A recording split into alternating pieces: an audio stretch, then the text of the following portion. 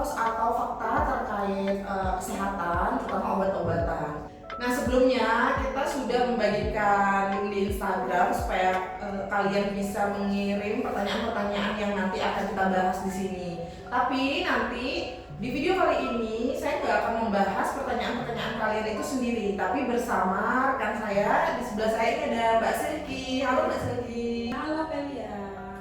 Jadi Mbak Silky ini merupakan salah satu teman sejawat saya juga. Dia seorang farmasis dan dia sekarang akan membantu menjawab terkait pertanyaan-pertanyaan yang sudah dikirimkan oleh netizen ya. Jadi Mbak Silky akan meluruskan terkait mitos atau fakta dari pertanyaan-pertanyaan tersebut, seperti itu.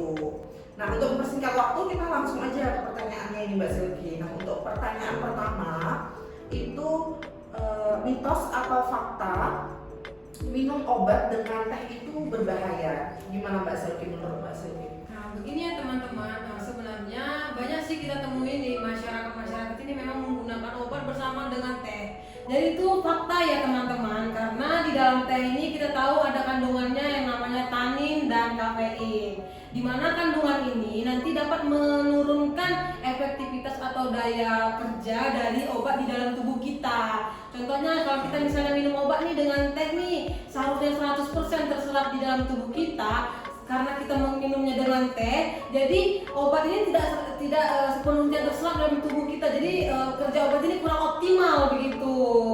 Jadi saran saya lebih baik teman-teman yang di rumah minumlah obat bersama dengan air putih, itu malah lebih bagus dan lebih baik lagi. Jadi penyerapan obat dalam tubuh itu akan lebih optimal begitu.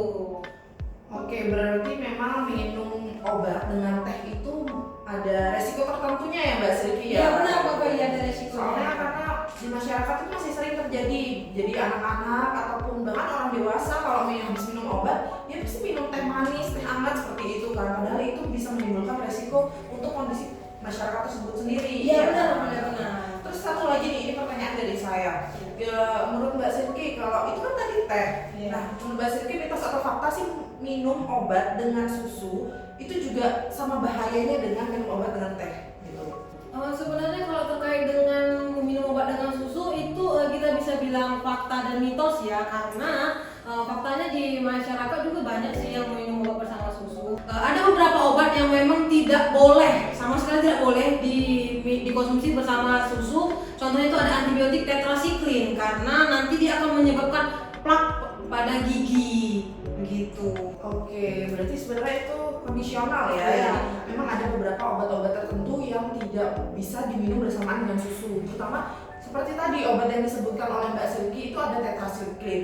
Nah, ini harus jadi perhatian khusus pada orang tua karena itu bisa menimbulkan plak pada gigi, terutama pada anak-anak, karena itu kan anak-anak masih dalam masa pertumbuhan. Jadi itu sangat beresiko jika minum obat dengan susu seperti itu ya Mbak Silky. Iya benar. Oke, kita lanjut ke pertanyaan selanjutnya nih Mbak Silky. Iya. Mitos atau fakta antibiotik adalah obat dari segala penyakit. Gimana nih menurut Mbak Silky pertanyaan tersebut? Oh ya, untuk terkait pertanyaan itu cukup menarik ya, karena faktanya di masyarakat juga banyak menggunakan obat antibiotik ya. Sakit sedikit antibiotik. Antibiotik ini seperti kacang goreng ya di masyarakat. Iya, betul. Benar ya. Betul sekali. Terkait itu mitos. Karena pada dasarnya penggunaan antibiotik ini tidak boleh dengan sembarangan begitu Mbak Melia. Penggunaan antibiotik ini juga harus berdasarkan anjuran dari dokter, dan itu pun harus benar-benar memiliki penyakit yang disebabkan oleh bakteri gitu. Ada juga beberapa penyakit contohnya kayak flu, batuk, bronkitis atau infeksi sinusitis. Nah, itu tidak bisa diobati dengan menggunakan antibiotik. Itu kan disebabkan oleh virus begitu. Oke, berarti memang ada beberapa penyakit yang memang tidak semuanya pasti bisa disembuhkan dengan antibiotik ya. Kita harus tahu dulu nih penyebab penyakitnya, seperti itu Mbak Silky ya.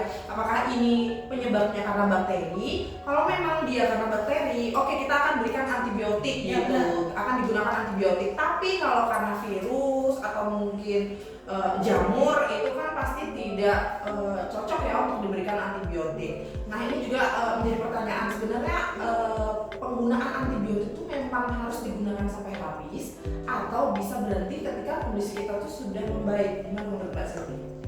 Sebenarnya penggunaan antibiotik ini harus dihabiskan ya. Itu tidak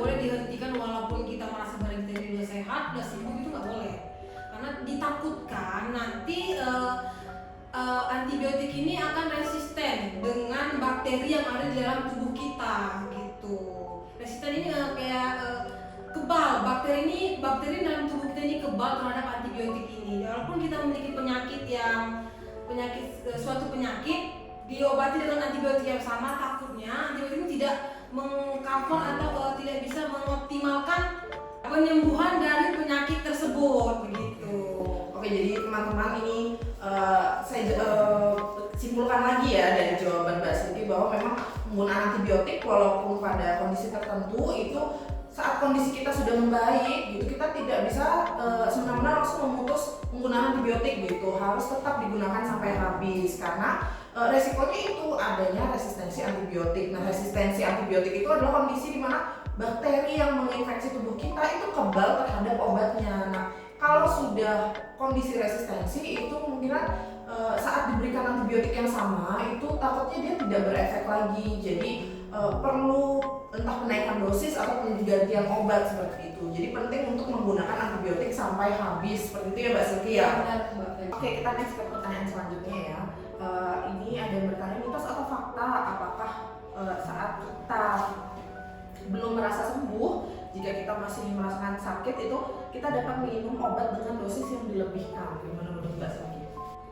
Jika kita mengkonsumsi obat melebihi dosis yang dianjurkan, kita akan mengalami efek samping yang berat seperti overdosis begitu.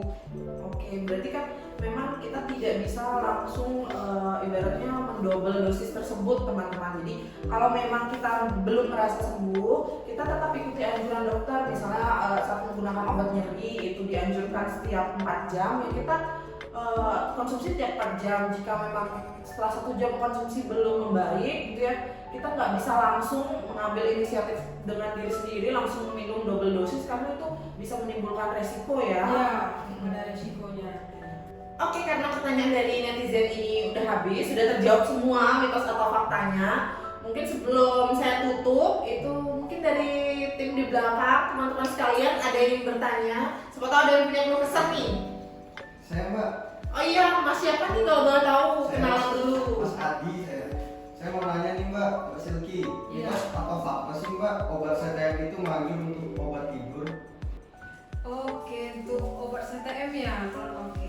Itu mitos ya teman-teman, karena sebenarnya untuk obat CTM ini digunakan untuk obat alergi ya, tapi efek sampingnya memang mengantuk. Makanya penggunaan obat CTM ini disalahgunakan sama masyarakat yang di luar gitu.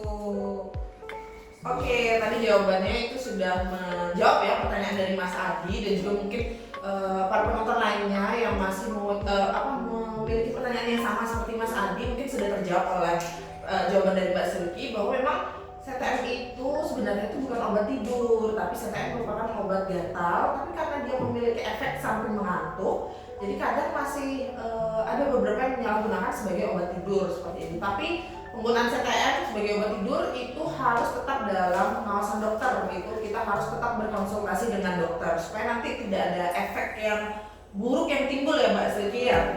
Nah, mungkin sekian forum kita kali ini atau mitos dan fakta. Jadi terima kasih yang sudah menonton sampai akhir.